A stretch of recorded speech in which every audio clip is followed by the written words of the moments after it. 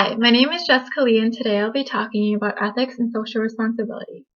More specifically, I will be discussing the 4 different views of ethical behavior, as well as providing a brief example and concern for each. Keep in mind, each of these views also represents an alternative approach to moral reasoning. The 4 different views are utilitarian, individualism, justice, and moral rights. To provide a little context, it is important to understand that not everyone approaches moral reasoning the same way, and many people use different approaches at different times and in different situations. So by looking at these 4 views, it is one way to reason through the ethics of a specific event. Also, it is important to realize that while each view can prove that an action is ethical, the reasoning behind it still differs from others. I will start by talking about the utilitarian view, which suggests that a behavior is ethical if it delivers the greatest good to the greatest number of people. One question that a utilitarian view might ask would be whether a decision or behavior provides the greatest good for the most amount of people. This view is results-oriented and puts into context the moral implications of our actions in relation to the consequences or their outcome. An example of a utilitarian view would be a company who lays off many of their employees for the benefit of future profit for the company. They do this with fear that the company will eventually lose all of their employees due to the failure of the business. Although this makes sense in a utilitarian perspective, one ethical concern is that it depends on the future outcomes that can be harder to predict and to measure. Next, I will discuss the individualism view, which contrasts to the previous utilitarian view in which it focuses on long-term self-interests. The basis of this approach is that people are assumed to become self-regulating as they become more individualized, while also keeping in mind ethical behavior. An example would be telling a lie to your boss or to upper management in order to secure a job or provide for future advancement or promotion. In this case, you would realize that this short-term gain might ultimately lead to a long-term loss if your boss ever found out.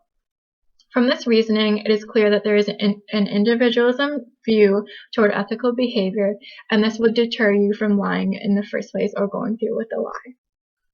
One concern that surrounds this view is that it results in a pecuniary ethic, which suggests that individualism causes the person to step on other people's toes or to climb the social ladder in order to gain advantage over others in an unethical way.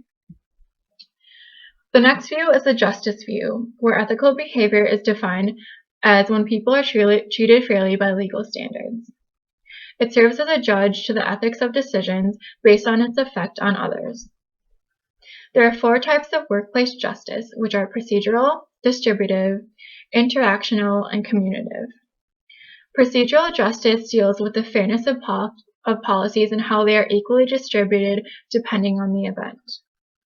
So, for example, can a charge held against a high executive be weighed as heavily as, say, a charge on a supervisor or a lower level management position? Distributive justice focuses on the fair treatment of people regardless of their personal characteristics, such as ethnicity, race, age, or gender. This might deal with the difference in wages a woman might make in contrast to a man and whether or not they are equal. Interactional justice is the treatment of others with dignity and respect, which relates with the importance of consistency of the many services that we have now. So the more consistent the service is provided to the customer, the more justice is served. And lastly, the communicative justice focuses on the fairness of exchanges or transactions, which cover exactly how and when an exchange is considered fair.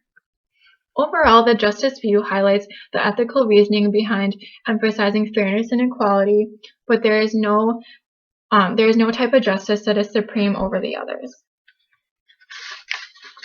The last view is the moral rights view, which states that behavior is ethical when it respects and protects fundamental rights.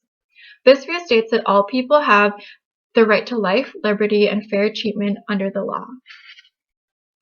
An example of this seen in the real world is how companies set policies up in order to protect employee rights. One concern is that even though it protects individual rights, it is not assured that outcomes will benefit the society as a whole. That sums up my presentation on the 4 views of ethical behavior.